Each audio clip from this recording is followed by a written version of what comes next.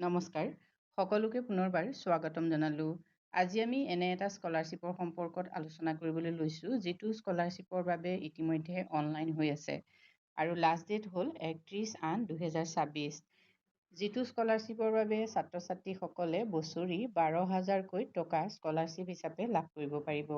এই স্কলাৰশ্বিপটো কি আৰু স্কলাৰশ্বিপটোৰ বাবে তোমালোকে কেনেকৈ আবেদন কৰিবা সেই সম্পৰ্কত সম্পূৰ্ণ তথ্যখিনি আজি ভিডিঅ'টোৰ জৰিয়তে জানিব পাৰিবা।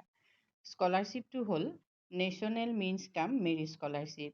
এই স্কলাৰশ্বিপটোৰ বাবে ইতিমধ্যে 1/6/2024 তাৰিখৰ পৰা অনলাইন হৈ আছে আৰু লাষ্ট ডেট হ'ল 31/8/2024 আৰু ডিফেক্টিভ এপ্লিকেশ্যন ভেৰিফিকেশ্যন হ'ব 15/9/2024 তাৰিখৰ ভিতৰত।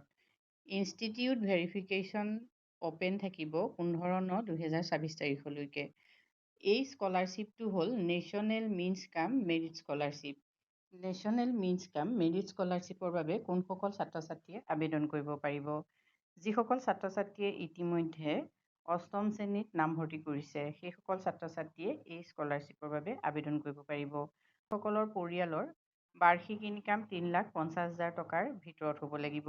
লগতে সেইসকলেহে আবেদন কৰিব পাৰিব যিসকলে 7ম শ্ৰেণীত 55% মাৰ্কছ লৈ পাছ কৰিছে।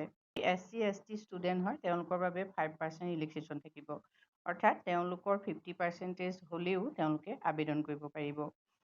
স্কলাৰশ্বিপৰ এমাউণ্ট হ'ল বছৰি 12,000 টকা।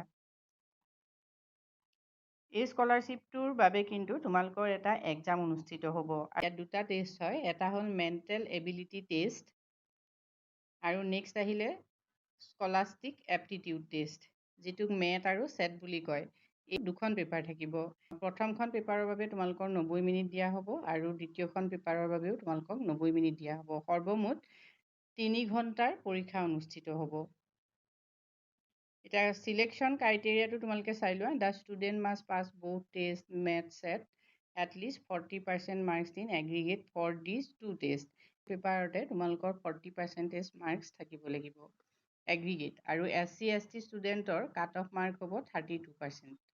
যদি তোমালোকে নেশ্যনেল মিনছ কাম মেৰিট স্কলাৰশ্বিপৰ বাবে আবেদন কৰিব বিচাৰা, তেতিয়াহ'লে প্ৰথমতে NSP পৰ্টেলত গৈ OTR ৰেজিষ্ট্ৰেশ্যন কৰিব লাগিব, মানে ওৱান টাইম ৰেজিষ্ট্ৰেশ্যন কৰিব লাগিব। ওৱান টাইম ৰেজিষ্ট্ৰেশ্যন কৰাৰ পাছত তোমালোকে এপ্লাই কৰিব পাৰিবা। CSC চেণ্টাৰত গৈ তোমালোকে এপ্লাই কৰিলে সকলোখিনি সহজতে কৰিব পাৰিবা। যদি এই পৰীক্ষাটো তোমালোকে দিব বিচাৰা, তেতিয়াহ'লে কমেণ্ট কৰি জনাবা। আজিলৈ ইমানেই, ধন্যবাদ।